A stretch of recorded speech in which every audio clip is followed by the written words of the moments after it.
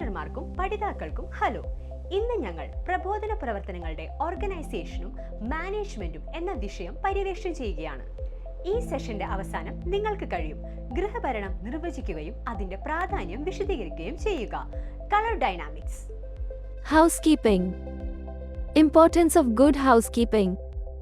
ആളുകൾക്ക് ഏത് തരത്തിലുള്ള ചുറ്റുപാടിലും ജീവിക്കാൻ കഴിയും. എന്നാൽ മാന്യമായ അന്തരീക്ഷത്തിന് നല്ല ഹൗസ് കീപ്പിംഗ് ഒരു ശീലം പിന്തുടരേണ്ടത് പ്രധാനമാണ്. അതുപോലെ ഏത് സാഹചര്യത്തിലും പരിശീലനം നൽകാം. എന്നാൽ മികച്ച വിദ്യാർത്ഥികളെ സൃഷ്ടിക്കുന്ന പരിതസ്ഥിതിയിൽ പരിശീലനം നൽകുമ്പോൾ അധ്യാപനം ഫലപ്രദമാകും. അതിനാൽ പഠനത്തിന് അനുകൂലമായ അന്തരീക്ഷം സൃഷ്ടിക്കുന്നതിന് പരിശീലനം നൽകുന്ന ഒരു പരിശീലകന്റെ ഉത്തരവാദിത്തമാണ്. നല്ല ഹൗസ് കീപ്പിംഗ് എന്ന തത്വം പരിശീലകൻ സ്വീകരിക്കുമ്പോൾ മാത്രമേ ഇത് സാധ്യമാകൂ. നല്ല ഹൗസ് കീപ്പിംഗ് എന്നത് ഒരു പ്രിയപ്പെട്ട അന്തരീക്ഷം സൃഷ്ടിക്കുകയും പോസിറ്റീവും സജീവവുമായവയ്ക്ക് മതിയായ സൗകര്യങ്ങൾ നൽകുകയും ചെയ്യുന്നു പഠിക്കുന്നു. ഒരു വീട്ടിലെ ആരോ ഒരു വീടിന്റെ ഫർണിച്ചറുകളും മറ്റു വസ്തുക്കളും ശരിയായി ക്രമീകരിക്കുകയും അവ ആവശ്യമുള്ളപ്പോൾ എളുപ്പത്തിൽ ആക്സസ് ചെയ്യുകയും ചെയ്യുന്നു. അപ്പോൾ ആ വ്യക്തിക്ക് വീട്ടുജോലിയെക്കുറിച്ച് നല്ല അറിവുണ്ടെന്ന് നമുക്ക് പറയാം. അതുകൊണ്ട് നല്ല ഗൃഹഭരണം എന്നാൽ എല്ലാം ശരിയായ രീതിയിൽ സ്ഥാപിക്കുക എന്നാണ്. Elements of good housekeeping. Cleanliness. വീട്ടുജോലിയുടെ പ്രഥമവും പ്രധാനവുമായ കാര്യം ശുചിത്വമാണ്. ജോലി ചെയ്യുന്ന സ്ഥലമോ പരിശീലനം ഇറക്കുമതി ചെയ്യുന്ന സ്ഥലമോ വൃത്തിഹീനമാണെങ്കിൽ അത്തരം പരിതസ്ഥിതിയിൽ പരിശീലനത്തിന് വിധേയരാകാൻ ട്രെയിനികൾക്ക് താൽപ്പര്യമുണ്ടാകില്ല. Maintenance of floor. തറ ശരിയായി പരിപാലിക്കണം. ഇത് എണ്ണ, ഗ്രീസ്, വെള്ളം, മറ്റു വഴുവഴുപ്പ് എന്നിവയിൽ നിന്ന് മുക്തമായിരിക്കണം. Floor level ഏകതാനമായിരിക്കണം. അതിനാൽ യന്ത്രങ്ങൾ ശരിയാക്കുന്നതിനും പുരുഷന്മാരുടെയും മെറ്റീരിയലുകളുടെയും ചലനത്തിനും ബുദ്ധിമുട്ടുണ്ടാകില്ല. Placing of machines. മെഷീനറി ഇനങ്ങൾ ശരിയായി സ്ഥാപിക്കണം. പ്രവർത്തിക്കുന്ന അവസ്ഥയിൽ യന്ത്രത്തിന് ചുറ്റും സഞ്ചരിക്കുന്ന വ്യക്തിക്ക് യന്ത്രങ്ങൾ ഒരു തരത്തിലും കേടുപാടുകൾ വരുത്തരുത്. ഭാരമുള്ള ഉപകരണങ്ങൾക്ക് ശരിയായ അടിത്തറയുണ്ടെന്ന് ഉറപ്പാക്കാൻ ശ്രദ്ധിക്കണം. ഒരിടത്ത് തിക്കും തിരക്കും ഒഴിവാക്കണം. Gangways. പുരുഷന്മാർക്കും മെറ്റീരിയലുകൾക്കും സഞ്ചരിക്കാൻ ശരിയായ ഗാംഗ്വേകളും സംഭരണ സ്ഥലവും നൽകണം. ഇതിന് ആവശ്യാനുസരണം കുറഞ്ഞ വീതി ഉണ്ടായിരിക്കുകയും അനുയോജ്യമായ നിറം കൊണ്ട് അടയാളപ്പെടുത്തുകയും വേണം. ഉദാഹരണം, നടക്കാൻ മഞ്ഞയോ വെള്ളയോ അച്ചടിച്ച വരകൾ. Storage of materials.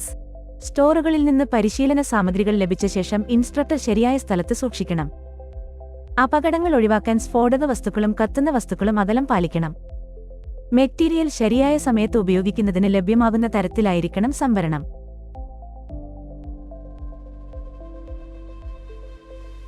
Scrap and waste materials. അത് നീക്കം ചെയ്യുന്നതിനു മുമ്പ് ശേഖരിക്കണം. ലോഹ അവശിഷ്ടങ്ങൾക്കായി ചില ഏജന്റുമാർക്ക് അവ വാങ്ങാൻ കഴിയുമോ എന്ന് അന്വേഷിക്കണം. അത് അവർക്ക് ഉപയോഗപ്രദമാകും. പാഴ്വസ്തുക്കൾ ശരിയായ രീതിയിൽ സംസ്കരിക്കണം. Lighting and ventilation. ട്യൂബ് ലൈറ്റുകൾ ഉപയോഗിച്ച് വെളിച്ചം ലഭ്യമാക്കാം. എന്നാൽ തെളിച്ചം അധികമാകാതിരിക്കാനും മങ്ങാതിരിക്കാനും ശ്രദ്ധിക്കണം. സ്വാഭാവിക വിളക്കുകൾ എപ്പോഴും മുൻഗണന നൽകുന്നു. ശരിയായ വെളിച്ചം അപകടങ്ങൾ ഒഴിവാക്കുകയും ജോലിയുടെ വേഗത വർദ്ധിപ്പിക്കുകയും ചെയ്യുന്നു. ഫാനുകളും പ്രകൃതിദത്ത വെന്റിലേറ്ററുകളും ഉപയോഗിച്ച് വെന്റിലേഷൻ നൽകണം.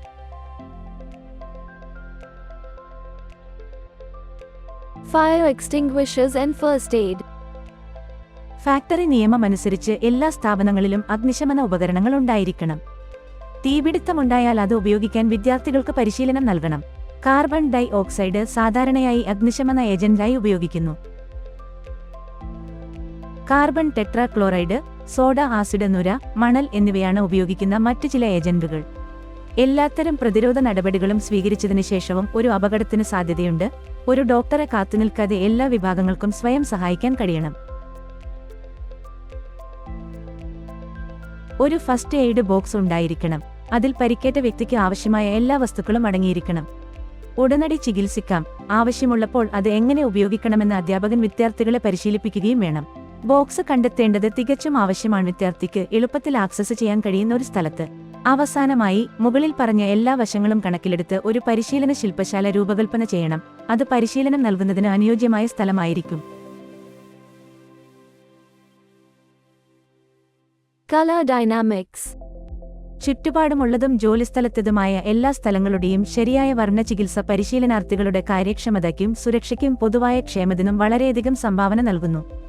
സീലിംഗ്, ഭിത്തികൾ, ഉപകരണങ്ങൾ എന്നിവയിൽ നന്നായി തിരഞ്ഞെടുത്ത ഫിനിഷിംഗ് നല്ല ദൃശ്യമായ അവസ്ഥയും പ്രസന്നവുമായ തൊഴിൽ അന്തരീക്ഷം സൃഷ്ടിക്കാൻ സഹായിക്കുന്നു.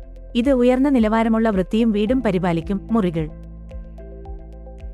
ഉജ്ജ്വലമായ നിറങ്ങളുടെ വലിയ ഭാഗങ്ങൾ ആദ്യം ആകർഷകമായി തോന്നുമെങ്കിലും ദിവസം മുഴുവൻ അവയ്ക്ക് ചുറ്റും പ്രവർത്തിക്കേണ്ടിവരുമ്പോൾ ശ്രദ്ധ വ്യതിചലിച്ചേക്കാം. നിയന്ത്രിത ചികിത്സകൾ ശാശ്വത സംതൃപ്തി നൽകാനുള്ള സാധ്യത കൂടുതലാണ്. ഫോയറുകൾ, ഇടനാഴികൾ മുതലായ പ്രവർത്തനരഹിതമായ സ്ഥലങ്ങളിൽ കൂടുതൽ വിപുലമായ അലങ്കാരം തൃപ്തികരമാണ്. വർണ്ണാഭമായ പോസ്റ്ററുകൾ, ചാർട്ടുകൾ മുതലായവ ഉപയോഗിച്ച് ഇവയെ സജീവമാക്കാം. നിറങ്ങളെ അവയുടെ പ്രഭാവമനുസരിച്ച് ഊഷ്മളവും തണുപ്പുമായി തരംതിരിച്ചിരിക്കുന്നു. വർണ്ണവൃത്തം ഊഷ്മളമായ മിത്തിയുടെ നിർമ്മാതാക്കളാണ്. മറുവശത്ത് ഇളം അല്ലെങ്കിൽ നീലപ്പച്ച സെക്ടറിൽ നിന്നുള്ള നിറങ്ങളെ അടിസ്ഥാനമാക്കിയുള്ള ഒരു സ്കീം ഒരു തണുത്ത പ്രഭാവം നൽകുന്നു. അവർ ചൂടുള്ള സാഹചര്യങ്ങൾ കുറച്ചുകൂടി സഹിക്കാവുന്നതാക്കി മാറ്റുന്നു. ശരാശരി സാഹചര്യങ്ങളിൽ ഊഷ്മളവും തണുത്തതുമായ നിറങ്ങൾ സന്തോഷകരമായ ഫലങ്ങളുമായി സംയോജിപ്പിച്ച് ഉപയോഗിക്കാം. ഇതുകൂടാതെ നിറങ്ങളുടെ പ്രകാശം പ്രതിഫലിപ്പിക്കുന്ന സ്വഭാവം വളരെ പ്രധാനമാണ്. വെള്ള 100% പ്രതിഫലിപ്പിക്കുമ്പോൾ കറുപ്പ് 0% പ്രകാശത്തെ പ്രതിഫലിപ്പിക്കുന്നു.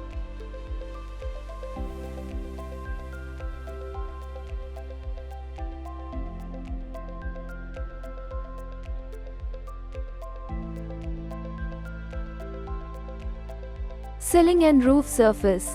ഇവ എല്ലായ്പ്പോഴും സാധ്യമായ വെള്ളനിറത്തിലുള്ള ഷേഡുകൾ ഉണ്ടാക്കണം.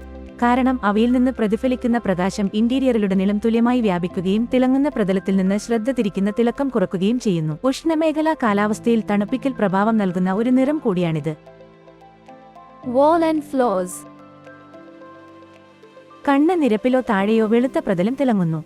അതിനാൽ 75% പ്രതിഫലനമുള്ള ഇളം നിറങ്ങൾ സാധാരണ ഭിത്തികൾക്ക് അനുയോജ്യമാണ്. ഭിത്തിയിൽ ശക്തമായി പ്രകാശിക്കുമ്പോൾ 50%.